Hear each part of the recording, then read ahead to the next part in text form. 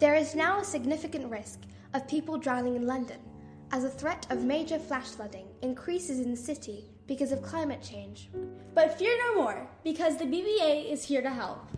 We are a team of passionate middle schoolers who have developed the floodulator. To develop our solution, we first made up our design question. It addresses to the United Nations SDG 13, climate action.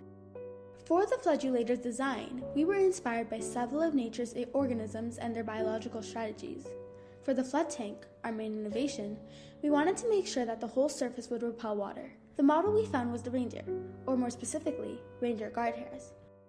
For our second function, which was how does nature prevent structural deformation, we found that the scales of Amazonian or Arapaima fish were the ideal solution. Another function for the floodulator was how does nature protect from non-living threats? In this case, the threat was water. The strategy we found the most interesting and fitting for this function was the boxfish. As its name suggests, it has a rigid bony armor covering a box-shaped body. Here you can see how we used these three strategies, going from biological to technical solutions, to form the flood tank's final design. For the distribution system, which we named the symbiote pipe, we were inspired by mycorrhizal fungi. The function research was how does nature distribute liquids? Mycorrhizal fungi that live with tree roots distribute water between plants by forming long strands called hyphae that run between trees. During our brainstorming sessions, we were often discouraged by the lack of any real advancement.